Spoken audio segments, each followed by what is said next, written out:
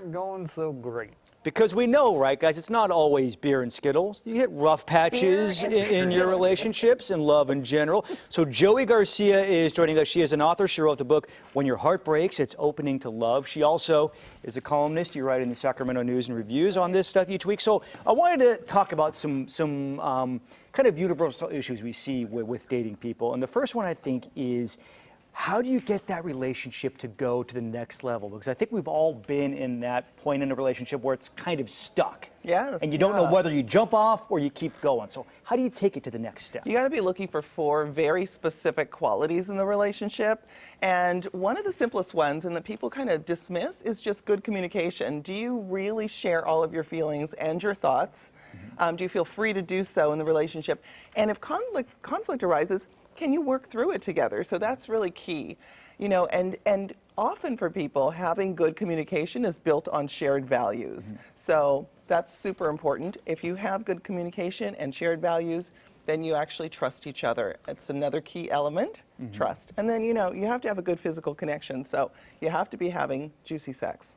That's the truth of it. Well, that's the truth of it. I'm going to be honest here. Courtney's you want to intentions keep now. it real. It's keeping it real. Yeah, because without that connection, then you're really friends. Exactly. Right? So, yeah. So let's talk about then the other way. How do you know when is it time to, because I think we all have those friends who date and you just look at them, especially like for me as a married guy, it's like, why don't you just move on? How does somebody know when it's time to cut it off? Yeah, you know, we do cling to relationships too long that aren't working. So one of the things you want to look for, obviously, is abuse. Any kind of emotional or physical abuse, you got to let go. But we have to say that.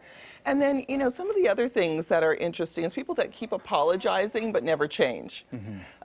So you got to get rid of that hope, and you got to realize that you can forgive someone, but they cannot. And you can love someone, but they might not be the right person for you, right? They're a good person. Or even at the right time in your life. Exactly. Yeah. Exactly. So those are really key, really important aspects to think about.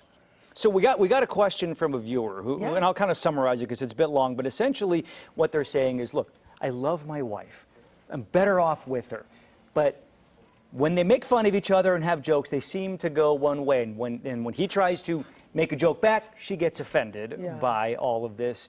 To me, it's like one of those little things that it's irritating. It's too small to bring up in the moment, but it can build over time. So how does somebody bring up something like that with their spouse or partner? The best time to bring it up is when you're not in the middle of that kind of back and forth interaction. The problem with it is that it's passive aggressive, right? So really what they're doing is working out some tension in the relationship. It's not really about humor. It seems like it is, but it's not. They're working out this tension, which means that they're not talking about the uncomfortable things that have happened up to that point. And they really need to sit down, maybe with a therapist or a coach who coaches married couples, and have a conversation about the things they're not talking about, because it's really coming out in these awkward, uncomfortable ways. All right, so the book is called When Your Heart Breaks, It's Opening to Love. Quickly, where can people get it? At Amazon, that's the easiest place. Yeah. All right, Joey Garcia, thank you so much. Thank you. Pleasure to be here. Guys, the mandate, she said. Yeah.